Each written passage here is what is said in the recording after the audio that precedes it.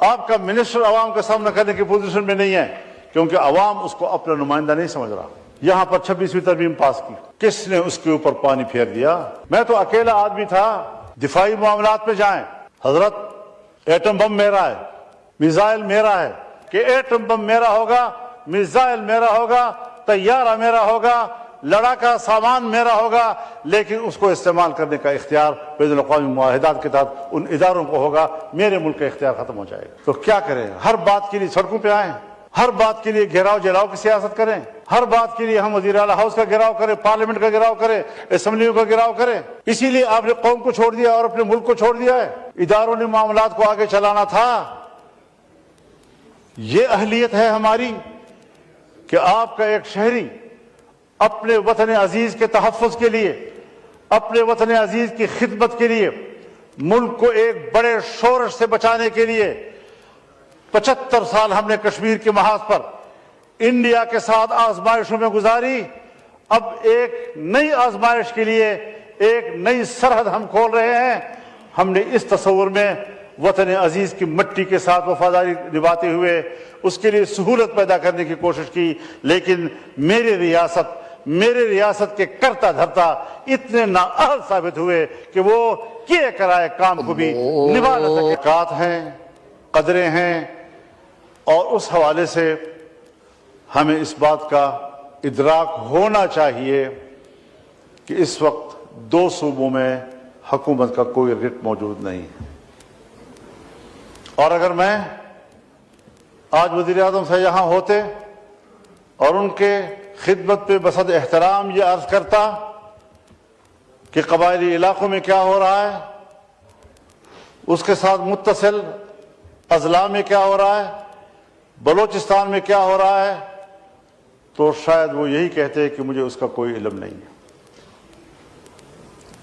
اگر میرا حکمران جس حیثیت میں بھی ہے ملکی معاملات کے بارے میں اتنا بے خبر ہے, اور مجھے یاد ہے ایک زمانے میں ہم نے مل کر کام کیا ہے, افغانستان ہمارے جرگے جاتے تھے, اور میں نے جب ان سے پوچھا تو ان کو کوئی علم نہیں تھا. کون فیصلے کرتا ہے, کہاں فیصلے کیے جاتے ہیں؟ ذمہ دار تو کل پاکستان ہوگا, ذمہ دار تو حکومت بھی ہوگی اور اپوزیشن بھی ہوگی, ذمہ دار تو پارلیمان ہوگا. عوام کی نظر میں تو ہم ذمہ دار ہیں. اور حقیقت یہ ہے کہ اس ملک میں کوئی سویلین اتھارٹی اس وقت موجود نہیں ہے, کوئی نظریاتی سیاست موجود نہیں ہے. مکمل طور پر پاکستان میں خاص اسٹیبلشمنٹ وہ بند کمروں میں اور اپنے محلات میں جو چاہے فیصلہ کرتے ہیں, اور حکومت کو ان کے فیصلوں پر انگوٹھا لگانا پڑتا ہے. ہمیں کچھ یہاں سے نکلنا ہوگا یا نہیں نکلنا ہوگا؟ انہی دبیز پردوں کے پیچھے ہم نے سیاست کرنی ہوگی, ہم نے ملک کو چلانا ہوگا. جناب اسپیکر, میرے علاقے میں ایسے ایریاز ہیں جس کو فوج نے بھی خالی کر دیا ہے. پولیس تو خالی کر چکی تھی. بتا دوں آپ کو, ایوان کو بتانا چاہتا ہوں, وہ علاقے کہ جو پولیس تو خالی کر چکی تھی لیکن فوج بھی خالی کر چکی ہے, اور جہاں پر جنگ ہو اور پولیس بھی نہ ہو اور فوج بھی نہ ہو تو وہ ایریا کس کے قبضے میں ہوگا اور وہاں کس کا ریٹ ہوگا؟ اور دل پہ ہاتھ رکھ کر مجھے کہنا پڑتا ہے, انتہائی درد دل کے ساتھ کہنا پڑتا ہے کہ اس وقت بلوچستان کے 5 سے 7 اضلاع اس پوزیشن میں ہیں کہ اگر وہ آزادی کا اعلان کر دیں تو اگلے دن اقوام متحدہ میں ان کی درخواست کو قبول کر لیا جائے گا اور پاکستان کو تقسیم تصور کیا جائے گا. کہاں کھڑے ہیں ہم لوگ؟ میری گفتگو کو جذباتی گفتگو نہ سمجھا جائے, میں جذباتی باتیں نہیں کیا کرتا, لیکن حقائق تک پہنچنے کے لیے پارلیمنٹ کو بھی پہنچنا ہوگا اور حکومت کو بھی پہنچنا ہوگا. اس وقت جب ہمارا ایوان یہاں بیٹھا ہے، صوبہ خیبر پختونخوا کے جنوبی اضلاع، اس وقت وہاں کوئی حکومت نہیں ہے، وہاں کوئی پولیس نہیں ہے، پولیس چوکیاں اندر سے کنڈے لگا کر بند کر دی گئی ہیں اور پولیس عملہ اس میں محصور ہے، اور سڑکیں اور علاقے اور گلیاں یہ مسلح قوتوں کے ہاتھ میں ہیں۔ کب سوچیں گے ہم ملک کے لیے؟ کب سوچیں گے ہم اس بات کے لیے کہ اس ملک کی بقا کا بھی کوئی سوال ہے؟ آج اگر کوئی بقا کا سوال پیدا کرتا ہے، اس پر چیخ و پکار کرتا ہے، برا منایا جاتا ہے۔ اللہ رب العزت بھی چیخ چیخ کر بولنے کو پسند نہیں کرتا، لیکن مظلوم کی چیخ و پکار کو اللہ بھی سننے کے لیے تیار ہے۔ لا يحب اللہ الجہر بالسوء من القول الا من ظلم۔ کوئی شخص بھی اونچی آواز اور چیختے آواز کے ساتھ بات کرے اللہ کو پسند نہیں ہے، سوائے اس آدمی کے جس پر ظلم ہو رہا ہے، جس کے ساتھ زیادتی ہو رہی ہے، جو مضطرب ہے، جو پریشان ہے۔ اور یہاں قانون سازیاں کی جا رہی ہیں۔ پہلے ریاست کو تو مضبوط کرو، پہلے اپنے ریٹ کو تو مضبوط کرو۔ قانون آتا ہے، پاس ہوتی ہی پورے ملک میں نافذ العمل ہوگا، پورا ملک آپ کے ہاتھ میں ہوگا تو نافذ العمل ہوگا۔ آپ قانون بنا رہے ہیں، کس کے لیے بنا رہے ہیں؟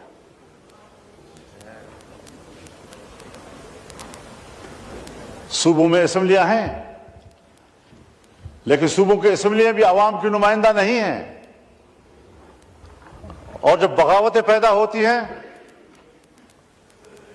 جب عوام باہر نکلتے ہیں، تو کوئی منتخب نمائندہ جو آج منتخب کہلاتا ہے وہ پبلک کا سامنا کرنے کی پوزیشن میں نہیں ہے۔ خواہ چیف پوزیشن کیوں نہ ہو، وہ عوام کا سامنا کرنے کی پوزیشن میں نہیں ہے۔ آپ کا ممبر پارلیمنٹ عوام کا سامنا کرنے کی پوزیشن میں نہیں ہے، آپ کا منسٹر عوام کا سامنا کرنے کی پوزیشن میں نہیں ہے، کیونکہ عوام اس کو اپنا نمائندہ نہیں سمجھ رہا۔ جنگ ہے نظریات کی اور اتھارٹی کی۔ سیاست میں جنگ نظریات کی نظریات کے ساتھ ہوتی ہے، تھیوریز کی تھیوریز کے ساتھ ہوتی ہے۔ لیکن ایک طرف ہم ہیں، فارن منسٹری میں ہمیں باقاعدہ بریفنگ دی گئی، ہمیں صورتحال سے آگاہ کیا گیا، مشاورت کے ساتھ ایک ایجنڈا طے ہوا، اور اس ایجنڈے پر میں افغانستان گیا اپنا وفد لے کر، ہر چند کہ ان کی دعوت پر گیا، لیکن ایک ہفتہ میں نے وہاں گزارا، اور جو ایجنڈا میں لے کر گیا تھا، ایک ایک نقطے پر میں نے ان سے بات کی، ان کو قائل کیا، اور انہوں نے کہا کہ ہم ان خطوط پر پاکستان کے ساتھ چلنے کے لیے تیار ہیں۔ کس نے اس کے اوپر پانی پھیر دیا؟ کس نے وہ پروسیس روک دی؟ میں تو اکیلا آدمی تھا، اپنی انڈیویجول حیثیت میں گیا تھا، اس کے بعد تو اسٹیٹ ٹو اسٹیٹ معاملات ہونے تھے، اداروں نے معاملات کو آگے چلانا تھا۔ یہ اہلیت ہے ہماری کہ آپ کا ایک شہری اپنے وطن عزیز کے تحفظ کے لیے، اپنے وطن عزیز کی خدمت کے لیے، ملک کو ایک بڑے شورش سے بچانے کے لیے 75 سال ہم نے کشمیر کے محاذ پر انڈیا کے ساتھ آزمائشوں میں گزاری۔ اب ایک نئی آزمائش کے لیے ایک نئی سرحد ہم کھول رہے ہیں۔